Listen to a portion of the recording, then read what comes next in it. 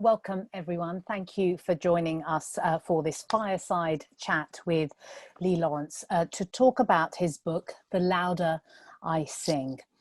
It is a book that is part memoir, partly a love letter to his mother, if you like, Dorothy Cherry Groce, and part manual, instruction manual on how to fight for justice, with a focus on restorative justice. And we're going to be speaking a lot about that this evening.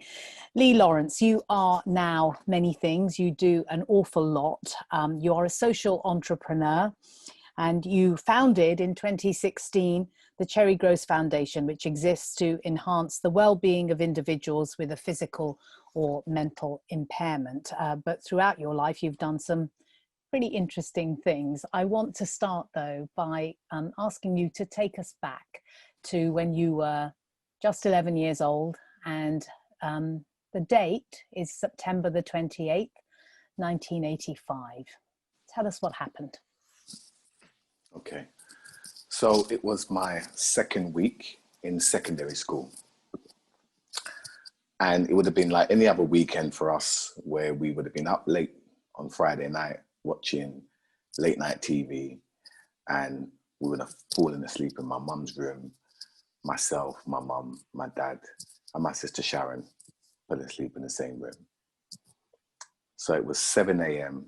in the morning on the 28th of September 1985 when I heard a noise while I was laying in my mum's bed. I woke up and saw my mum walking towards the door. I was still half asleep at the time. So as she walked to the door, I thought, whatever it was, mum's taking care of it. So I laid back down. Then I heard another loud bang noise this time, which I jumped out of my sleep. And I just saw my mum laying on the floor and a man pointing a gun towards her and telling her and shouting at her, basically saying, "Where's Michael Groce? Where's Michael Groce?" At this point, I got hysterical and I was just screaming and shouting at this man, "What have you done to my mum? What have you done to my mum?" And then the man turns around and points the gun at me and says, "Someone better shut this effing kid up." In that moment, I can hear my mum in a very faint voice saying, "I can't breathe. I can't feel my legs. And I think I'm gonna die." At that point, my dad then turned around to me and was trying to calm me down. And I saw the fear in his face, and I thought, if my dad's scared, this must be serious, because he was an ex-army man and a security guard at the time. We got rushed out of the room. It was chaos. It was like a nightmare, basically. And our house felt like it was invaded. And it was only at that point that I realized this was the police. There was about 30 police officers, dogs, guns. It was crazy. We got rushed into the living room where we were kind of huddled up, me and the rest of my siblings. So I was 11 at the time. My sister Lisa was 8.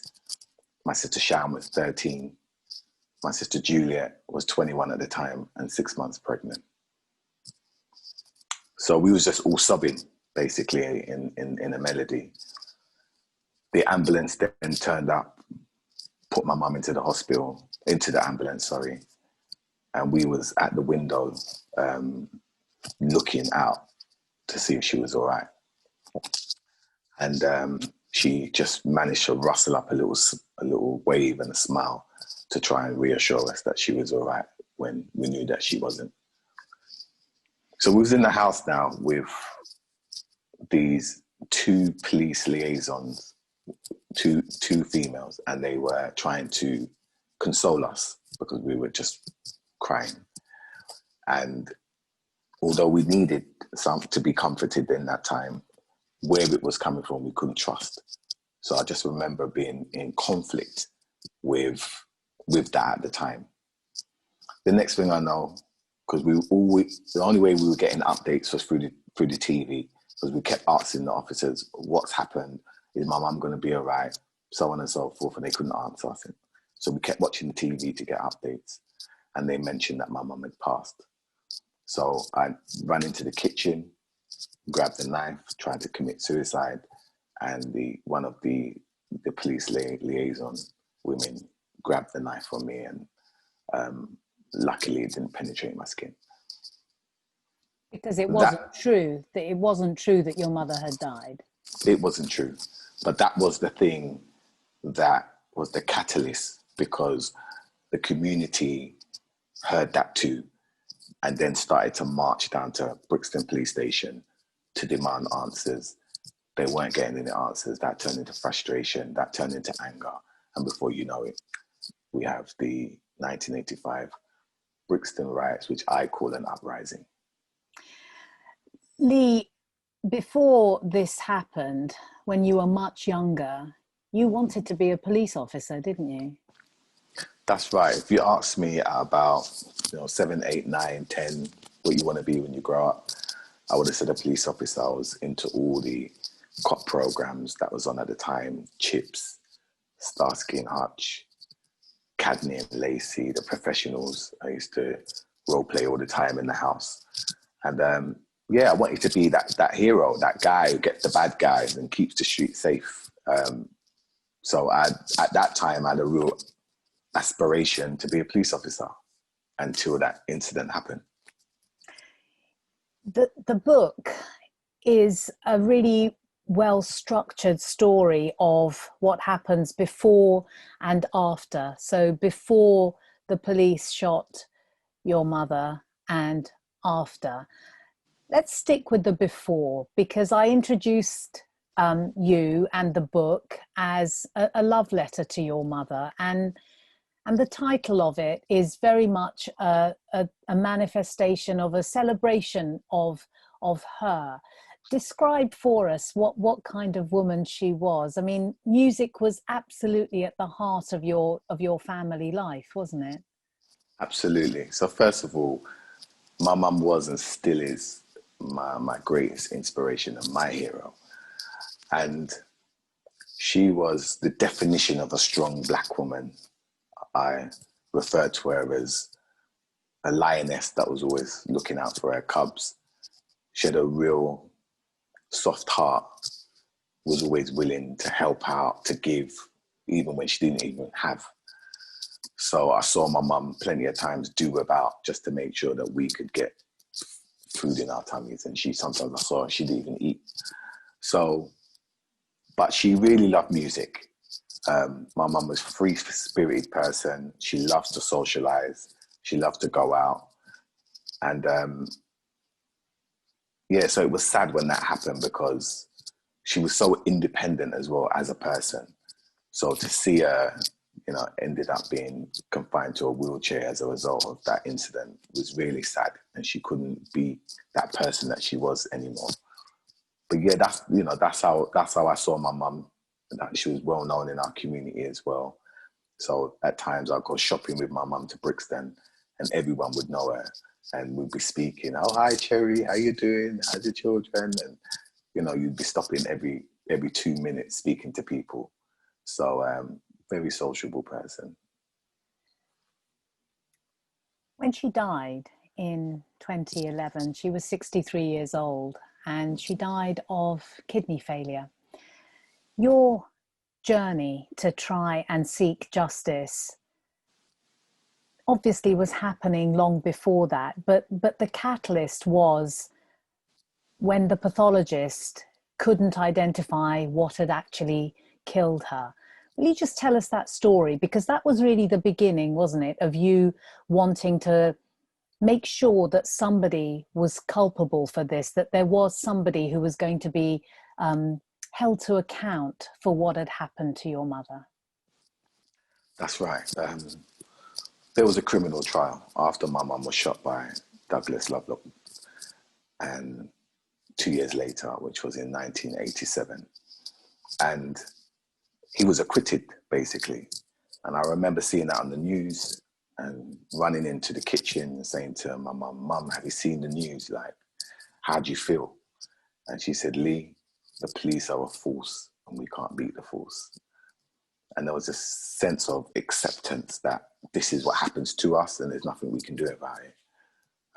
But for me, I was raged. And I thought to myself, that's something that I'm never going to accept.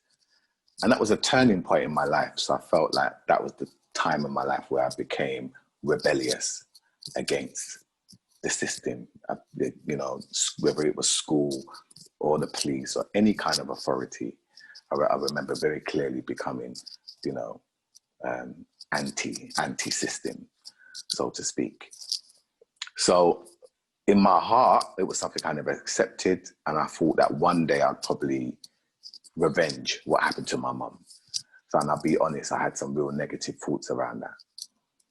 So when my mum passes away on Easter Sunday, 2011, with her children at her bedside, all what we had been suppressing, because we never spoke about this as a family. My mum never really spoke about what happened. We didn't speak about it to each other as siblings. So all of that hurt, the trauma, the pain, the suffering, the sense of injustice just came flooding back in. And I didn't know what I was going to do with that energy. And then when there was this hope of an inquest, I just decided to pour all of that energy into that inquest. And thank God. And the inquest came about as a result of the pathologist saying that he couldn't identify whether the renal failure was as a direct result of the pieces of shrapnel, the bullet that had gone into her shoulder. Talk us through where you found the courage to use the rage that you speak about to get what you needed at the inquest, because what happens at the inquest is also a turning point for you in terms of your ability to feel powerful within the system. So I would say fundamentally it comes from my unconditional love for my mum. And I felt like what had happened to her, me seeing what she had to go through, those 26 years of her being confined to a wheelchair and then finally bedridden, was almost me being groomed. So the fight came. And also, sorry to interrupt you, 26 years of her being in pain. She was very often in a huge amount of physical pain.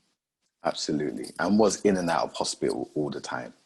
So it was knowing that we went through that together as a family. I just felt this sense of there's no way I'm going to allow my mum to go out like that. And I thought in myself, I was going to do everything in my power to make sure she was acknowledged in the way that she should be, because she deserved that. At the inquest, which is an inevitability when there is no definitive cause of death, it came to light that there was an internal police report, and you wanted to see that police report, but you went into that inquest with no legal support. How did that come about, and how did you change that circumstance for yourself to go from someone who had no solicitor representing you and everybody in the room did have legal support, the police were represented, etc., but you weren't? Tell us that story, because it feels like it was a real moment for you when you recognized both your powerlessness but also your ability to turn that around and make something change.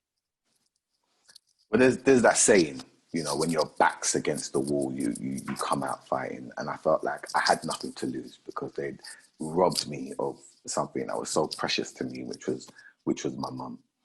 And there was a mantra that I had for myself, which was the purpose outweighs the challenge. The purpose outweighs the challenge. So whatever obstacle I was faced against, I said to myself, the purpose is way more important. And that's why it was a relentless pursuit, I always say, for justice at that time. So although it was an intimidating process, and I speak about that honestly within the book, how that felt going into those court, those inquest proceedings, especially the preliminary hearings, and you're seeing the Metropolitan Police with teams of lawyers, and you're seeing Hertfordshire establishment with teams of lawyers, and you're seeing Douglas Lovelock, the man who shot my mum, with teams of lawyers, and you're there basically on your own. So it was very intimidating, but at the same time, that made me fight even harder. And that fight resulted in you seeing the internal police report, which was independent internally inside the police. What did you think when you first read it? Because it was a fight to get it, but it was profoundly damning of the police action. It was really sad. You know, I remember that day very clearly, getting that report and reading it, and I had to read it in parts. You know, there were times I just had to put it down and try and process what I was reading. To know that this document existed in the year after my mum passed, and that it highlighted all these failures that had never come to light. My mum never knew this. We never knew this as a family. And I felt like if that was public knowledge, then that criminal trial would have been totally different. So it was sad the way that they viewed us, the language they used to describe us. You know, it was almost like they were talking about animals. And the way they described my community, that wasn't how I saw it. So it made you understand why that happened. It made you understand the attitude of, or attitudes of those officers and the police force and the culture which led them to come to my house, a family home, which was full of children, in the way that they did. And it was sad. And it was painful to go through. I mean, the officer who actually shot my mum was drinking the night before the raid. And all of this information was there and has always been there, but has been held back and suppressed from us. The seminal part of the report was when Hertfordshire Police had told the Met that Michael Groce was not somebody that they were seeking anymore. Michael is your brother, and that was the person that the police officer was shouting about on the morning of that raid. And that single piece of information could have entirely changed the fate of your family. And when you saw that, because that's one of the things that is most damning in this report, that the communication was bad, that Michael Groce was not someone that the Met should be looking for. The Met appeared to have ignored that and launched the raid anyway. I wonder, when you read that particular bit, what you thought, because this is about the whole of your family. It wasn't just what happened to your mother. It was about the fact that the police initially were looking for your brother, but that all your siblings were in the house too. So what I thought when I was reading that report was that the police were acting like a gang and acting like gangsters. And they were acting like they were just looking for this person as in revenge for something that had happened before. You would not believe, reading this report, that this is police officers. I mean, the very basic stuff wasn't done. No surveillance. If you'd sat outside the house on a school night, you would have seen that children were living in that house. You would have seen my brother wasn't in the house, never lived with us, and I hadn't seen my brother for about 3 months previous to that day. So there would have been just really some simple steps that you could have taken to find that information out before you came to the house. And then, as you say, to know that Hertfordshire said, we're no longer looking for this man, but the Met Police decided to take it upon their head to say, regardless whether you no longer want this man or not, we're still going to pursue him. And it became personal. That's what reading that report, it just was like, this was personal, and regardless, they're going after this man. What happened after your mother died and the inquest found in your favour that there were things that you wanted beyond that verdict? Because for you, it was about accountability. Absolutely. So the inquest found findings was serious multiple failings at every level, which then allowed me to look at the situation differently. For all these years, my energy was focused on this man who shot my mum and then pointed the gun towards me and told me to shut up. But reading that report made me see was much bigger than this. And this man was just a piece of a small piece in the big puzzle. And that it was the establishment the institution that we needed to hold accountable for what had happened. So then it shifted my focus. So at the end of the inquest process, we got an apology. And I always described that as a bittersweet moment, because although we waited so long to get this apology and we deserved to hear it, the person who most deserved to hear that apology was no longer with us, which is my mum. But that acknowledgement of that wrongdoing was the greatest gift that we could give to my mum in her absence.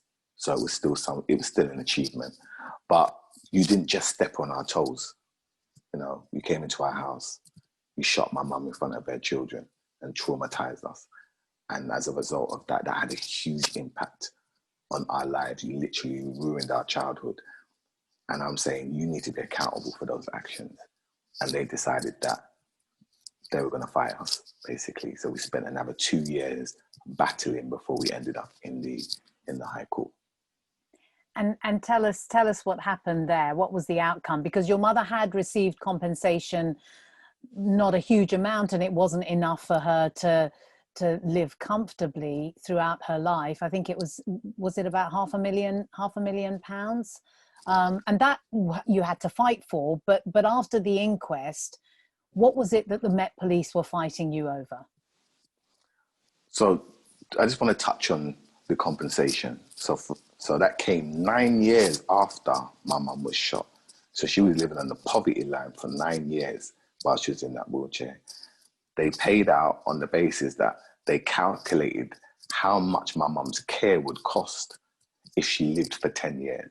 And she lives for 26 years. So for 16 years of my mum's life, we as the family had to look after my mum financially. So going back to the outcome of the High Court, where that was the first time that the Met, when we wasn't even in there long, we was in there for about 20 minutes, half an hour, and the Met conceded and agreed that they will take accountability. So for us, that was important that they realize the magnitude of their actions.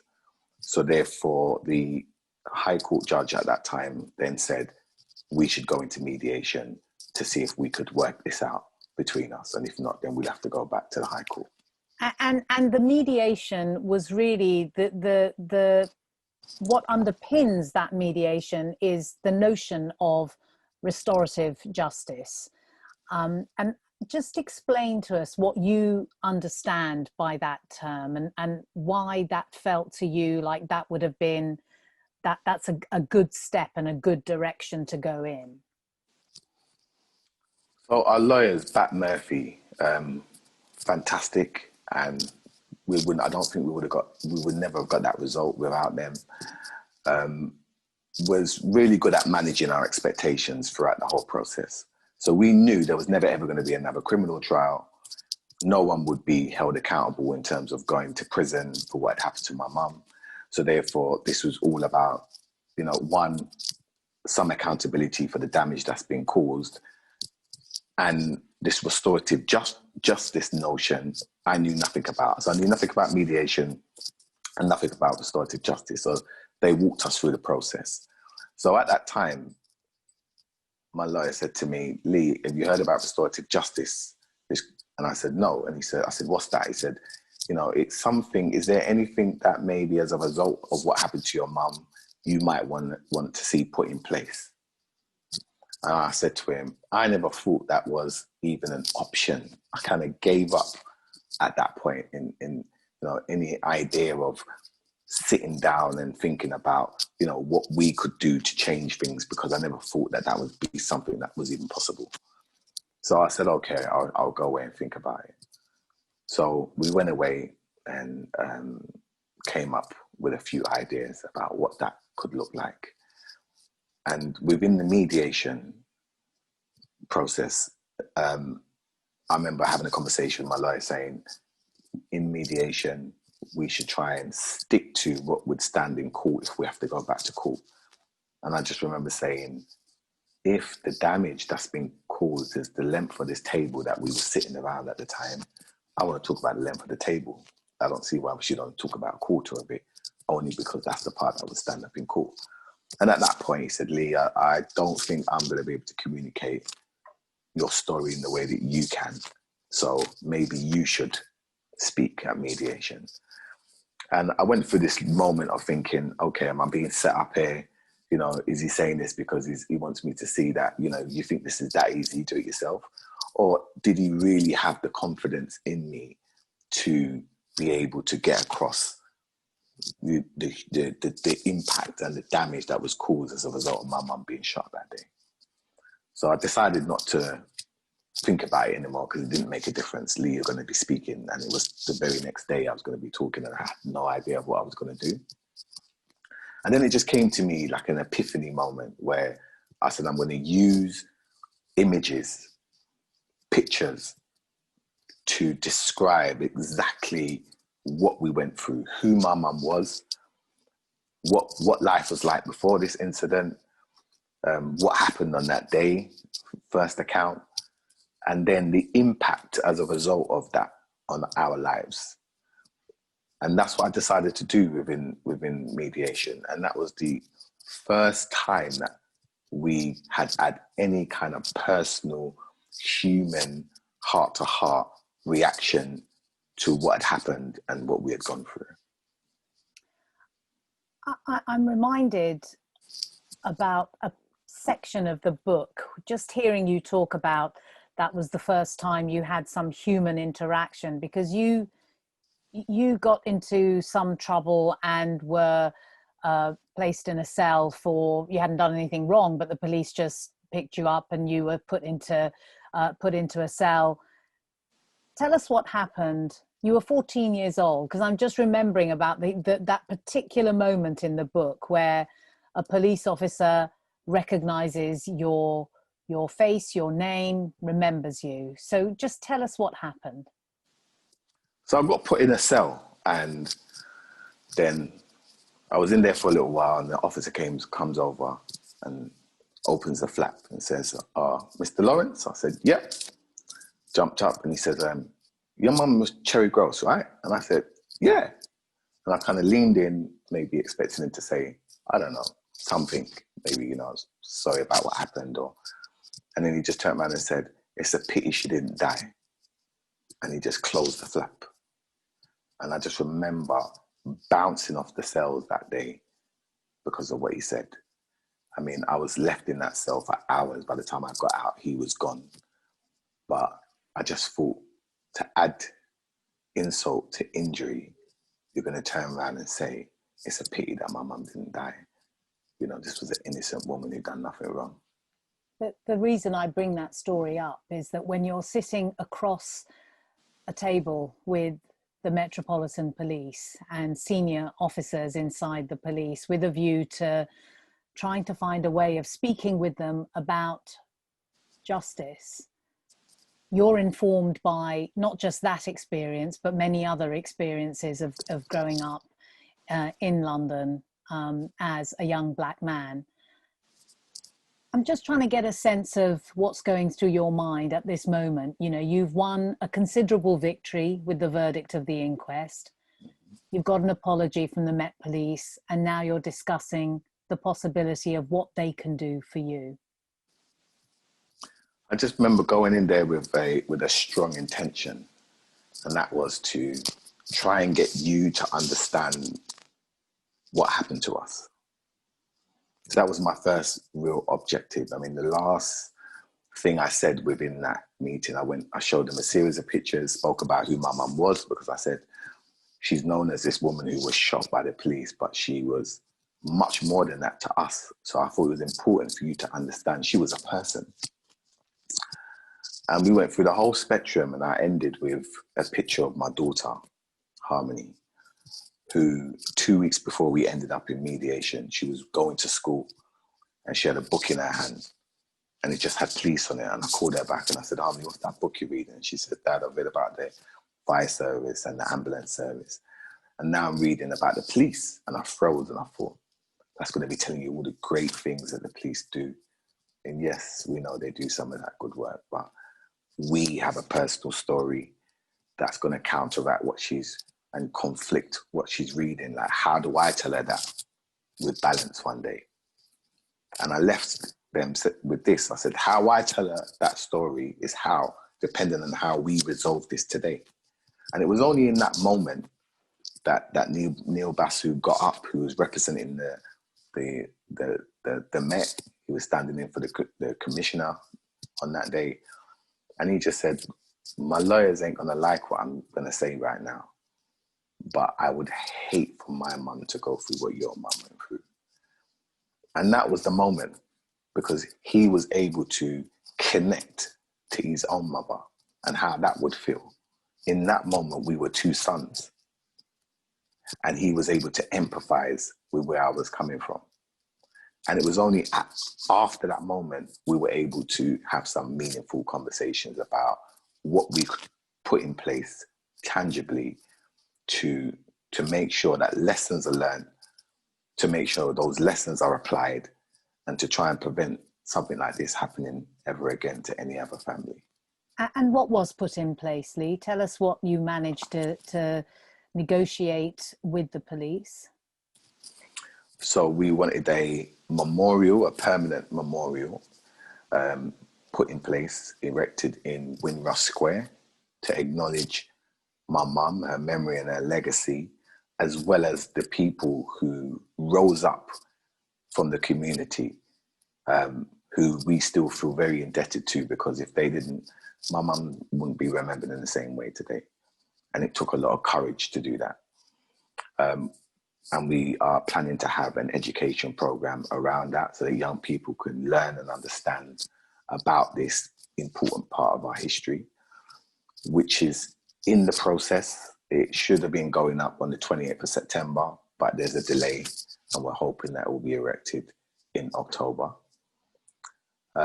We also asked for an award, which is attached to excellence in my mum's name, that will go to a police officer who does outstanding community work. That's not been put in place as of yet. We're still working on that. We asked for a program to be set up for people who have been traumatized as a result of wrong police action, which they agreed to, but they're still in progress.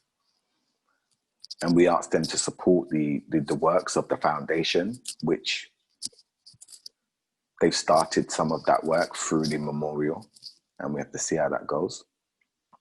And to be influential in police training, because we want to try and prevent these things from happening again. And if you look at what happened back then, and when we read that report, there was a lack of understanding, a lack of respect for people and a community. And that needs to be challenged.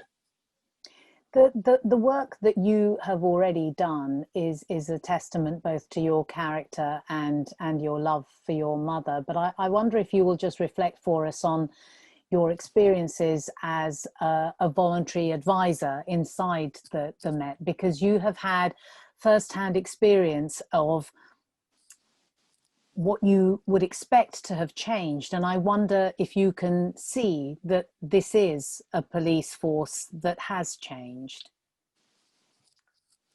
So I'm a voluntary member on the Independent Advisory Board for the Department for Professional Standards.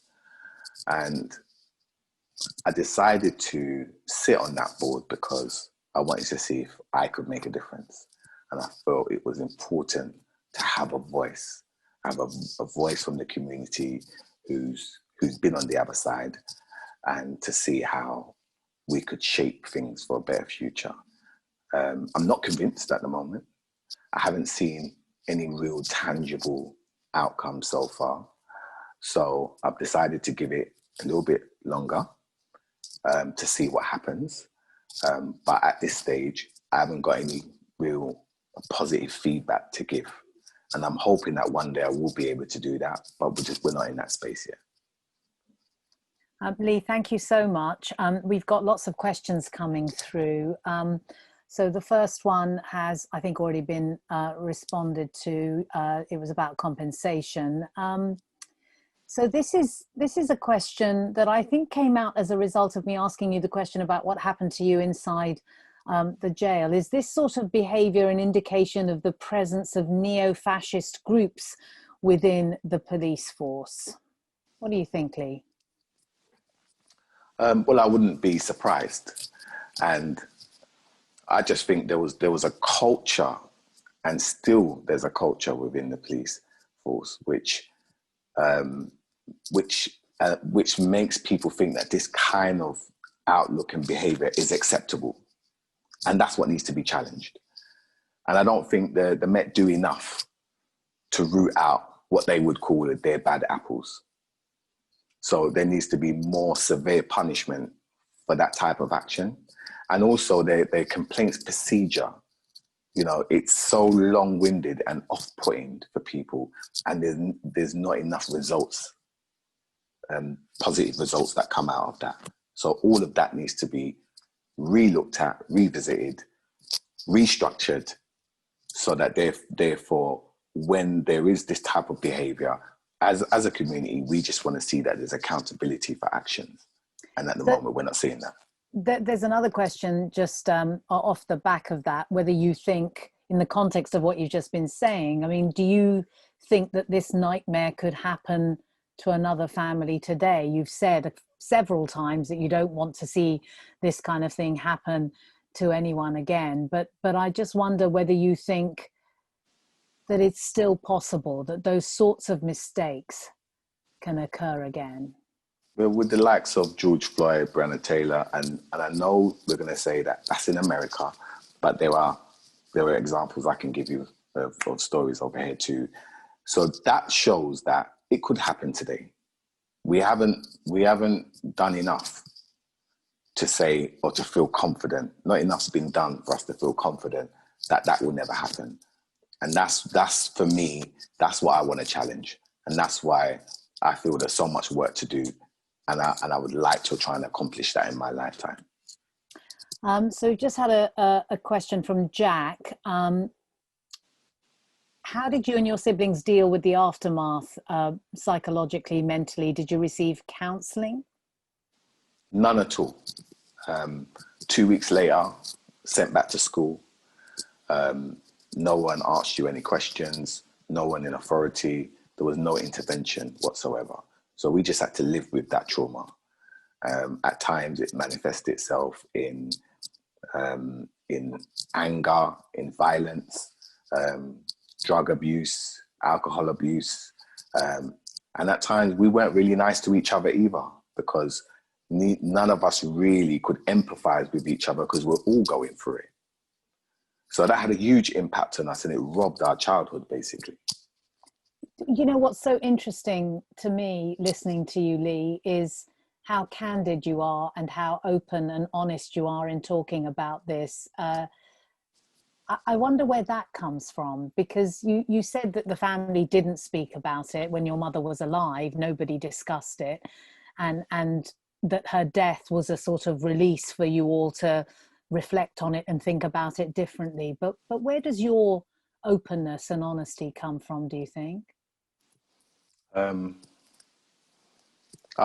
would say there's two sides to this of where it comes from. One part of it is that as a carer to my mum, there were, let's just say, skills, we call them soft skills, that I had to be able to connect to in order to do that job.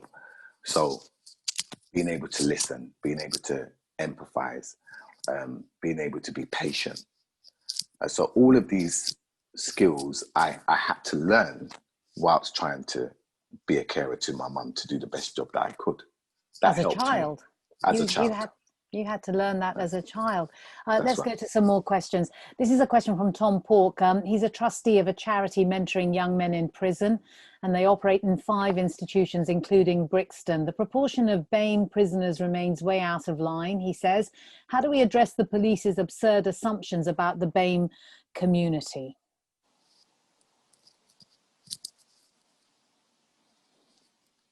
How do we? Yeah, we as a society. How does the police do it? What, you know, what do you think can change? Well, first of all, there needs to be a real commitment to want to change in the first place. And we need to stop, well, they need to stop, should I say, doing this sort of tick box exercise where, okay, we need to do this, or they've said we need to have more representation within the force. And they do whatever's needed at that time just to calm things down and reassure us that you're doing something about it, but you're not really challenging the real problem. So number one, there needs to be an attitude that says, this is wrong. We need to do everything in our power to fix this. We're willing to bring members of the community who are most affected by this, bring them into the conversation so that they can be a part of the solution. Because we know what's best for us. It's not for someone else to actually come in a cape and try and work out what's right for us. We know what we want, and it's very simple. And you need to be willing to hear us, and you need to be willing to take on our concerns on board and act upon them. And we want to see measurable outcomes. How much, I mean, you know, it's kind of a follow-up question from that, really, because in the book, there is this wonderful moment when a white woman is a bystander and she sees, it's you, I think, am I giving this anecdote correctly, that you are being stopped by the police, and she says, I'm here, I'm a witness, and the police officer says to her, to what? And she says, whatever it is that you might do, you know, you people just pick up black men all the time, you harass them, etc., etc. And that was a moment of epiphany for you, of understanding that this was routine, not just for you, but for many young black men in South London, well, in London generally, but specific to you in Brixton. I just wonder, because somebody else has asked a question about the extent to which you think that has changed today. I mean, are you still stopped as much as you were when you were a teenager and a young man? Well, not as much as, you know, when I was a teenager and a young man, I'd be stopped all the time. I couldn't tell you how many times I've been stopped. So, but if I'm driving and I see the police in my rear view, I'm always expecting to be stopped. So there's always the anxiety that you have as a black man, that here we go, I'm a black man driving a car, they're behind me, I'm just waiting for you to flash your lights, put your siren on. And when it doesn't happen, I'm more surprised. Now, that particular day, it was 10:30 in the morning. I was on my way into the office in Brixton. A cyclist weren't concentrating and ran into the back of me. He dislocated his thumb. I stopped to see if it was all right. I put my car around the corner. I came back, there was a police officer there. So he totally ignored me, would not have a conversation with me, and was just attending to this person. Fair enough. Then he turns around and goes to a police car and says, can I get a breathalyzer kit? So the cyclist looks at me and says, does he think I was driving? I mean, I was drinking at 10:30 in the morning. And I said, for some strange reason, I don't think it's for you. So I said, who's the breathalyzer kit for? He said, you. I said, I'm driving to work. This man has run into the back of me. He's admitting he was wrong. Why are you breathalyzing me? It's standard procedure. I said, okay, if it's not standard procedure, this is going to be a problem. Before I knew it, there was 4 officers around me. That's when the lady came over. They were trying to put this pipe into my mouth. I said, I'm not allowing you to put it into my mouth. I could do it myself. Then they threatened to arrest me. I said, fine, arrest me. In the end, they let me do it myself. And I'm with you for 45 minutes. And then he says to me, let's go and look at the damage on your car. And I said, look at that. It's taking you 45 minutes to ask me to see the damage on my car. I said, the white cyclist, you were very attentive to that person. And so you should be. But I was also a victim in this. And you didn't show me the same care and consideration. And I said, and you heard what that lady said. I said, are you aware of the history of the community in which you're policing and why it's so sensitive? He says, no. So I explained who I was. And he said, well, I'm really sorry, and you must have zero confidence in us, and blah, blah, blah. And I said to him, okay, my story might be very unique, but when you're stopping a young black male on the street, and it's like the 100th time that he's been stopped, he ain't gonna have the patience to explain to you in the way that I've explained to you today. So he then said, I will take away some learning from that. I'll look at my cam and see how I can do things different. But it just highlighted the problem that even today, you've got these officers who are they're coming from outside of London. They've never really had any interaction with black people in general. And the only narrative and ideas that they have of black people is what they see in the news, which is most of the time is depicted in a negative way. Mm.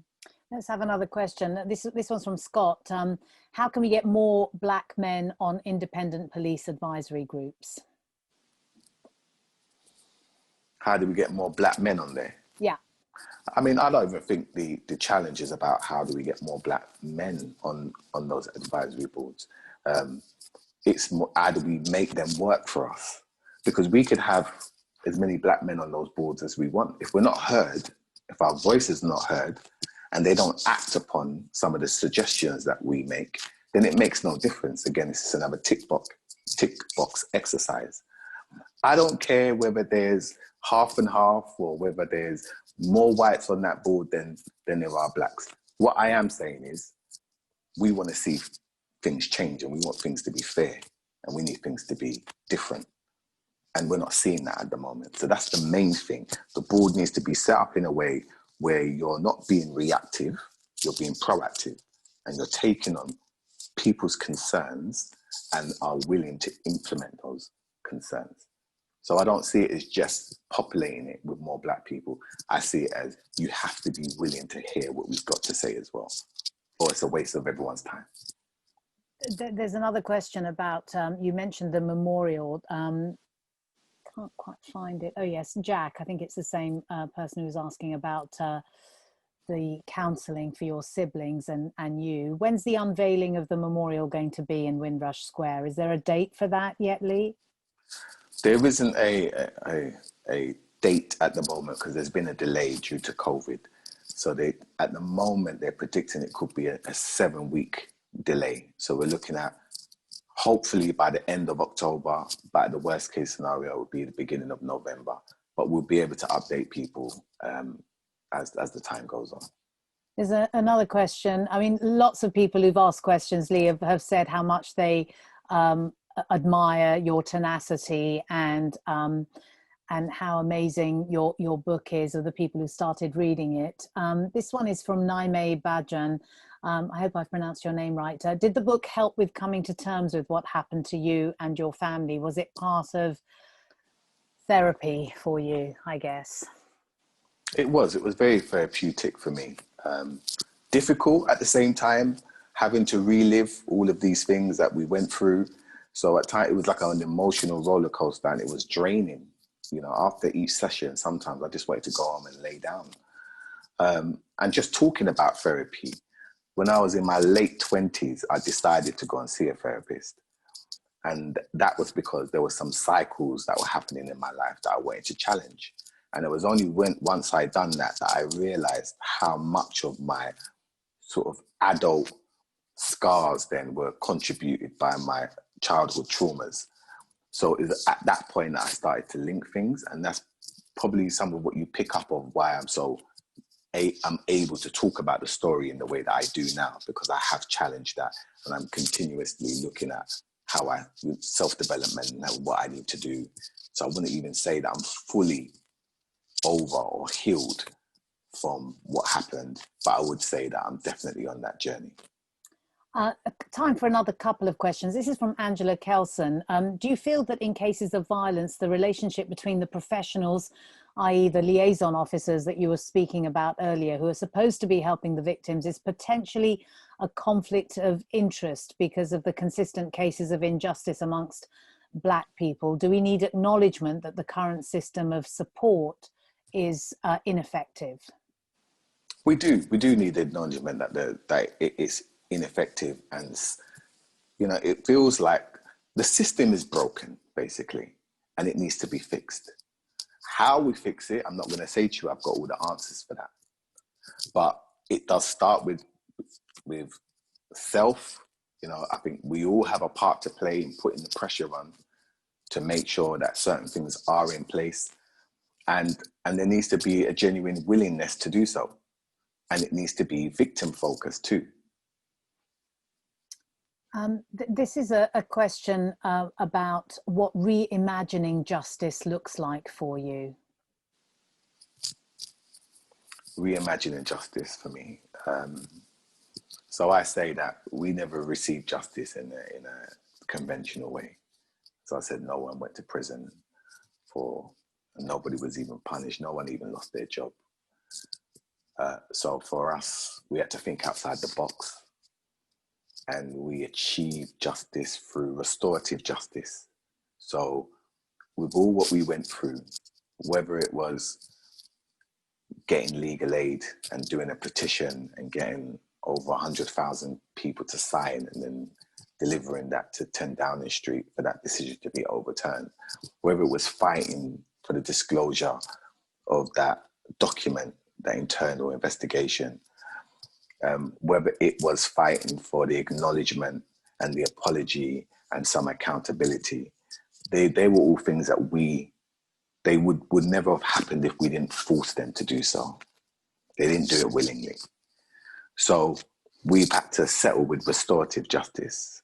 And what that allows us to do as a family is, number one, start to heal from what we've gone through. It allows us to put some things in place so that lessons can be learned. Those lessons hopefully can be applied, and we can prevent, as I said, this thing from happening to any other family. That's what I want my mum's legacy to stand for. I think we probably have time for one more question. Actually, we've got a couple more minutes. Let me just see. This is from Rev Eileen. You began by saying there were two parts to how you coped with this. You said the first part. What was the second part? Okay, so the second part was I brought it back into the conversation, which was around therapy. So, and that helped me hugely.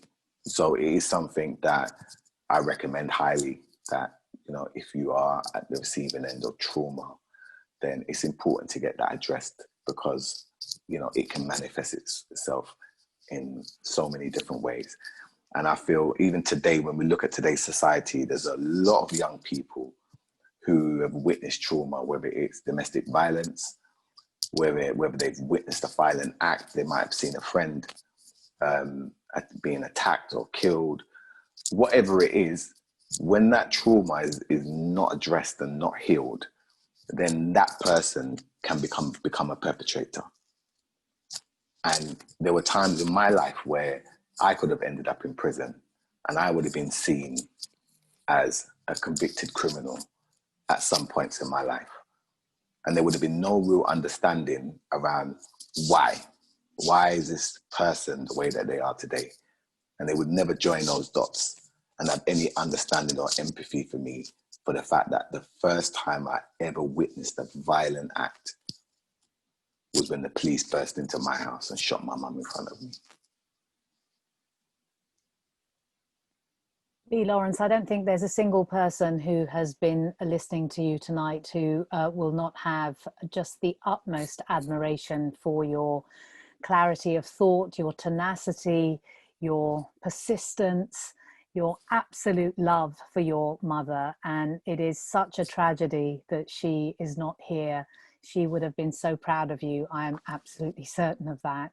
Thank you so much for sharing with us what has clearly been an unbelievable trauma and journey, and having come out of it. You'll notice from my video screen that the sun has gone down where I am. It's considerably darker. I didn't want to leave and turn the light on just because I was so utterly compelled by what you were saying. Thank you so much for everything that you have said tonight and everything that you've done. Good luck with everything that you do from now on. And thank you everyone for for joining us, and buy the book, really buy the book. Lee, thank you so much. Thank you, Razia, and thank you to everybody who's tuned in right now. I really appreciate your time.